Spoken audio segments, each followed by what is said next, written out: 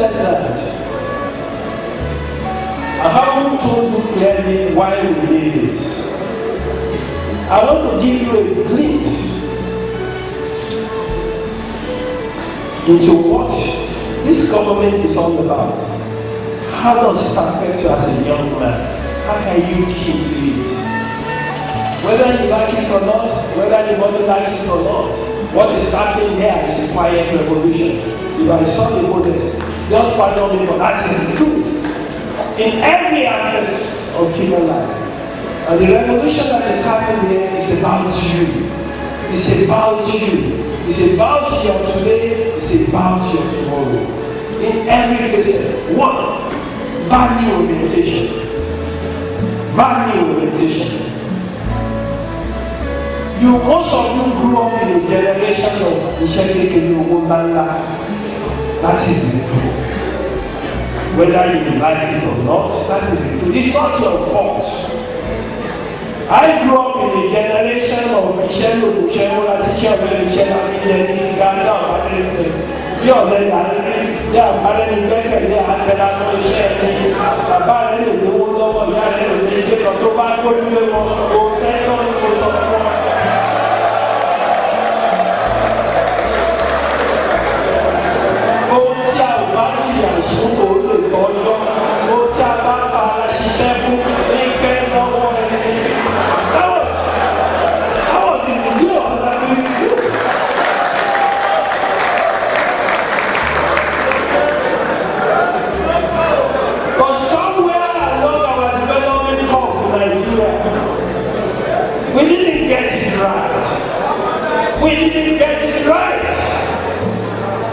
we move from Michelle to Ishekekele mentality. That is part of our problem in this country. But we thought the first thing we can do for young people is to change our value. And that was why we said, as a state, we must first of all rebrand. We must rebrand. Branding is about opening a new vista. Branding is about the orientation of your mind. So that was where we started. Let's rebrand. Let's change our orientation as a people. Number one. Number two, we inherited governance in this state. The type of governance where there was a palpable disconnect between the government and the governed. Yatisan didn't see himself as part of government. Students didn't have anything to do with the government. I saw school children, 4 school children go to school at the back of Okada. They can't have no connection with government. I saw women driving on the streets. What we used to call market is illegal. You can't go there in the rainy season without a rain boot. Those people cannot have connection with government. And we said, we must recreate that synergy between the government and the government. Without which no development can take place. Whether you like it or not, I'm not going to develop Ondo State. You are the one going to develop this state. All I can do, and I promise at inauguration, I said, I will provide leadership. That is all I can do, to provide leadership. Development is in your own hand. But before you can develop, because of the peculiar advantage of government, because you have given us your mandate to take decisions and make choices on your behalf. And that is a very powerful position. So whatever choices you make must emanate from you. You must key and feel part of it for us to be able to drive development. And that philosophy is in everything that we do. People develop, thank you for discussing good governance. It's talked about transparency, it's talked about responsiveness, it's talked about efficiency, it's talked about corruption-free government. He also talked about equity. Without equity, no people will connect with government. When we decided to build modern markets for our people.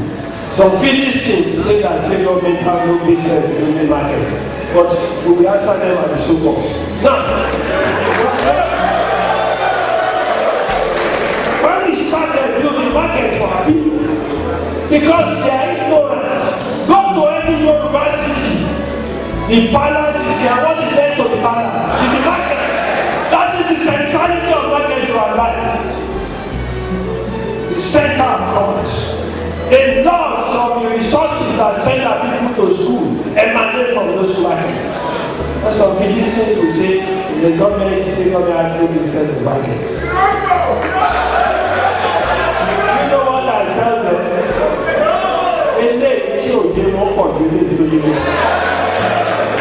So we will pardon them. But when we have the appropriate forum to talk about it. Now, when we decided to build markets, because I know our people and I know how to behave. I know about the rapacious tendency of their elite. I know about the parasitic and selfish position of their elite in our society. And I knew that if we invested only in building market for the masses, the elite will end up taking on those markets as 3, 4, 5 degree landlords. And what did we do? Before anybody knew what we wanted to do, I sent out a team led by Olusegun Mimiko. Some of those young, vibrant young men that worked with me in all of the campaign. And I have them with camera. I say go around all those markets, get their name and their picture, and they produce a big computer. How we got that secured when we started building the market. And like I predicted, the first step market, when it was coming up, when we put asphalt there, when we put light, when of course, the elite started coming. My wife needs this, my wife's wife needs this, my grandwife needs this. And I said, no problem. When we completed it, the ministry was awash with names of people who wanted something. Some of them wanted to rent it out, And what I did was set up a committee. That part of women that we wanted to relocate there, just gave them the computer. And we relocated only those that were displaced in the market. If you don't know that in public management, that is a revolution, you are ignorant.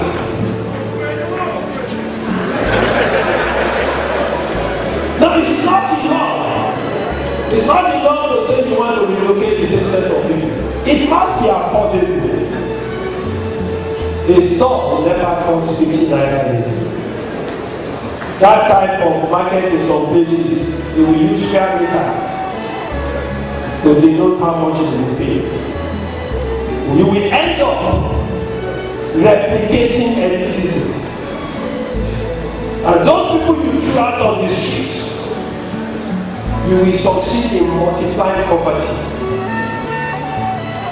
Most of them are the people that trained you guys here. I want to train you guys here. When you were in those university days and they rushed you back home, the money that they took to hospital were money from street traders. A lot of you will not be alive without those men. Apart from the fact that they brought you to life biologically, I won't be able to issue on them. They want how to train my children. I want to know each other.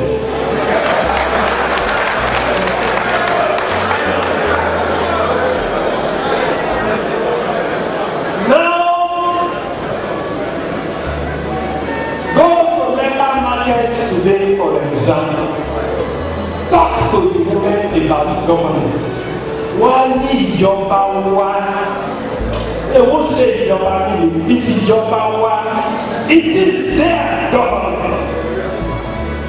And you know what we have done? My small said this. We have taught them from street traders to veritable entrepreneurs.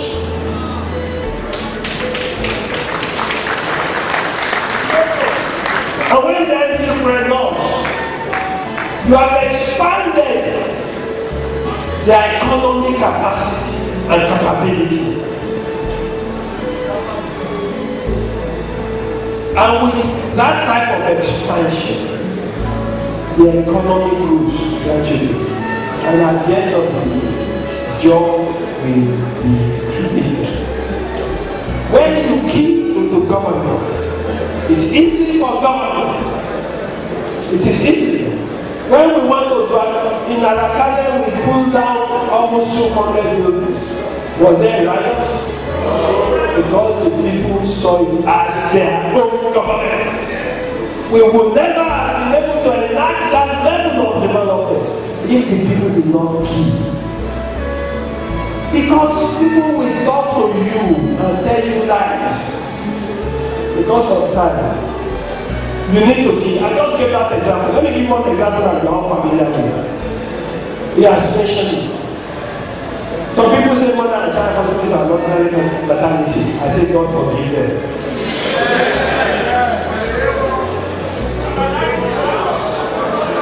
People who should know the Society of Obstetricians and Gynecology, that's the apex specialist organization in childbirth. They've been there. One bank has been there. Fourth Foundation has been there. Behind you there, right in Okaro, you probably have the most efficient public institution in Africa. In 2 years, that place has taken 11,000 deliveries, 2,000 cesarean sections, without compromising quality, free of charge.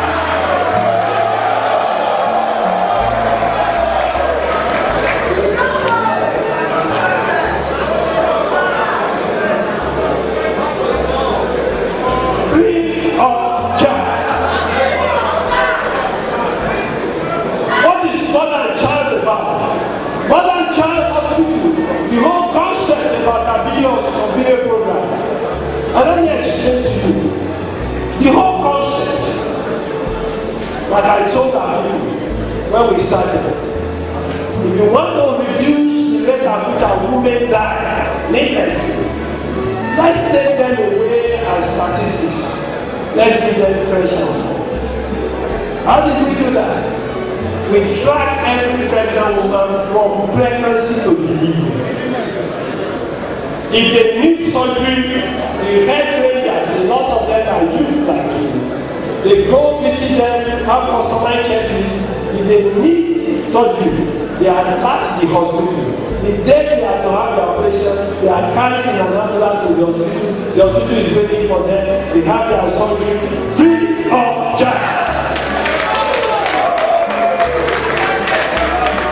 If you don't say, if you don't know that that's a revolution to public management, good luck to you. A revolution is unfolding before our own eyes. You are young people. Young men are activists. Young men came to revolution. Young men are the ones that fight for equity in society.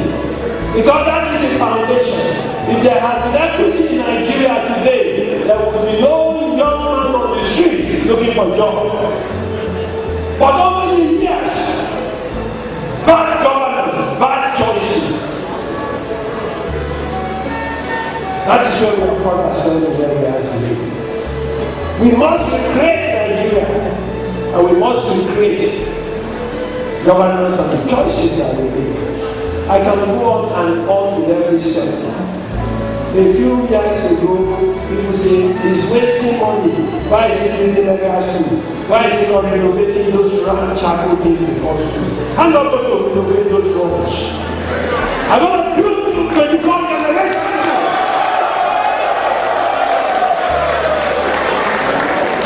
The journey of 1,000 miles begins with the first step.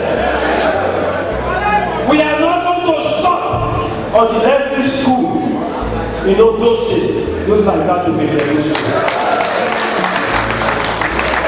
Because only the best is good for us. Why do we think we cannot have the best schools in the world? Why do we imagine that our children cannot dress up clean in the morning, go to a clean bus stop, and enter a bus ride to school? Why do we think we cannot get there?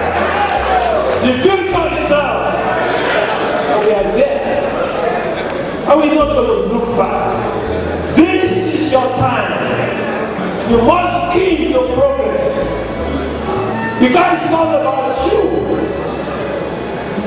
Forget about those Pentecostal branches or leader or whatever. It's about you. It's about your future. Are you better than you?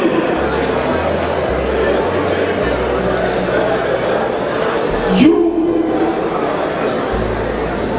cannot get nowhere.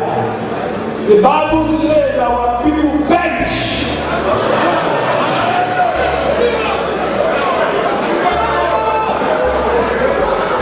They perish. As you leave this hall today, I want you to know that you are a king and you can attain any heights that you want to attain. Don't look at the circumstances of your past. Don't look at the circumstances of your past. In your own lifetime, a first generation black man who's the president of the United States of America. So why are you limiting your possibilities? For so long, they have limited you. Because they recruit you, graduates to be thugs and all manners of things. Those who are recruiting you, they are all bad boys in the USA. Stand up. Please. You have a unique opportunity in Ondo State. Everything we do is about you. Your now, your future. Look at that 3 years program. We are starting clustering industry for ventilation now at community level. Please try and listen well, open your eyes, read, find out the truth so that they do not deceive you. It is only the truth that can set you free. People say, I don't know that we end because I have another program, but this is the first in the series. People say, they have not revived those industries. I read some guys say within 6 months they will revive all the industries of the state. That is compound ignorance.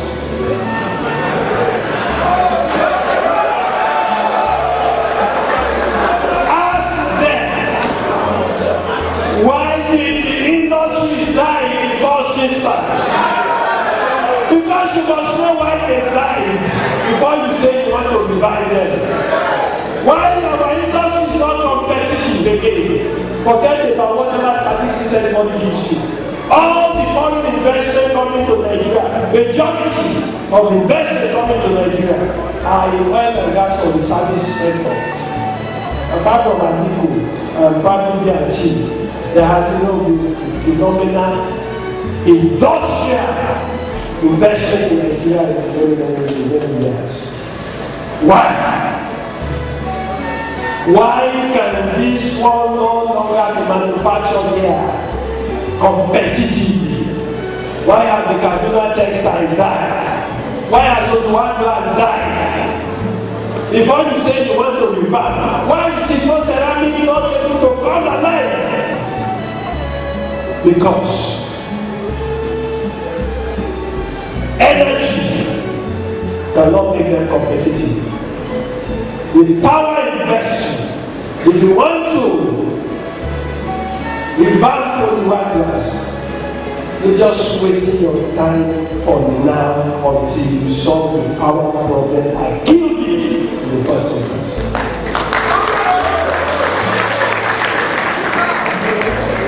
Let me give you an example. What is a glass factory? Let me tell you how glass is produced. It is sand, and there's a lot of physical sand on our shore. We work on that road. The sand mixed with soda ash and some chemicals. Then they put it into a furnace, and that furnace brings it out in a molten form, hot, more than almost 300 degrees. Then it comes out gradually cooling down. When it cools down, as it cools down, it becomes glass. It's a simple process. But that furnace has to be fired 24 hours of the day, 7 days, 24/7, non-stop. Only one glass was using black oil and diesel. Non-stop firing. Apart from the management problem we had, there was no way the price to compete with imported glass until we solve our problem. The hope of industrialization will follow. So when they write in Facebook, I will provide industries, compound ignorance.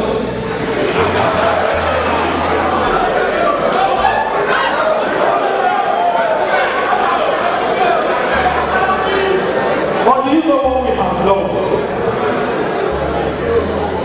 Recognizing the fact that the single most important hindrance to industrialization is power.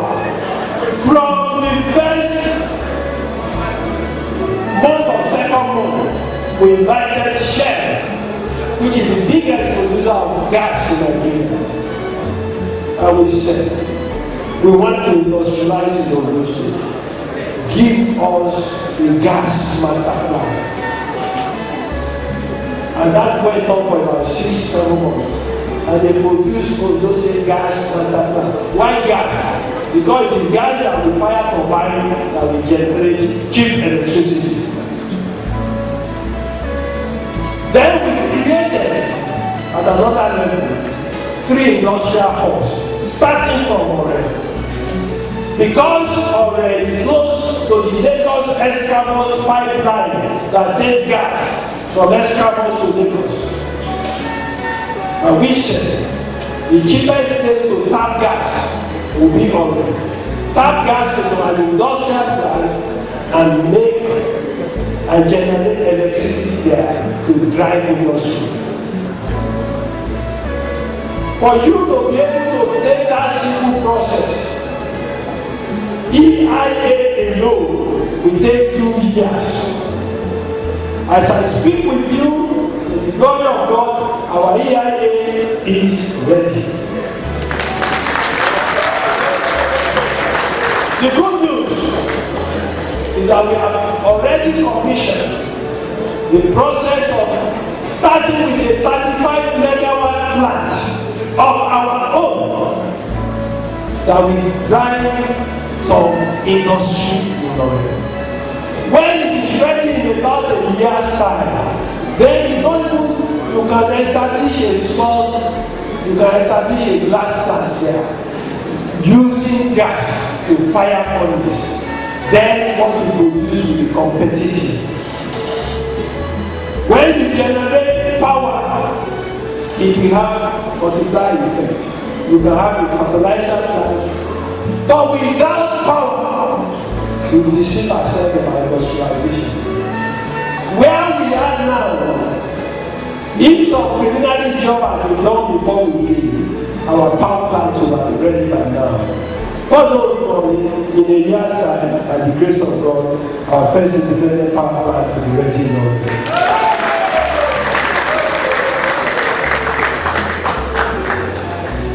But ultimately, our relative advantage is in agriculture, and all of you have made it clear.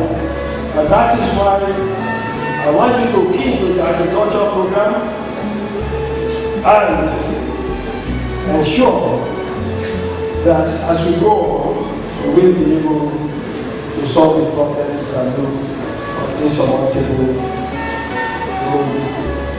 Let me thank the Honorable Commissioner and all those that have worked to put this together. essence of this interactive session. For you to know how to key to government efforts. For us also, through interaction, we also learn from you how we can improve on what we are doing. I'm sure you know that our volunteer scheme that we started here, our volunteer scheme is not about uniform and cutlasses. Our volunteer scheme is about new skills. I'm sure in this hall there will be those who are community change agents. Are there community change agents in the house? Stand up to be recognized. These are youth that we train in the art of community engagement. A few of them there. We're taking them to a new level, giving them new skills that already they are own. Thank you very much. Our own volunteer scheme involves new skills, community job.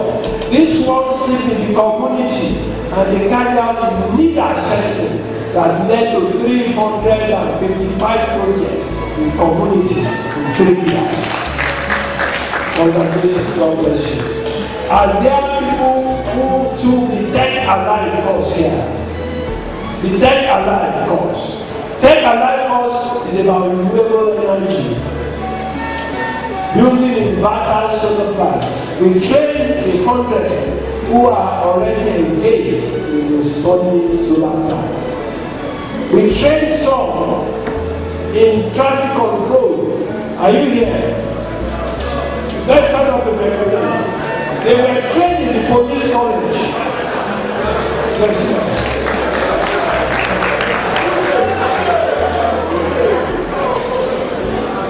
They were trained in the police college. We're giving them new skills.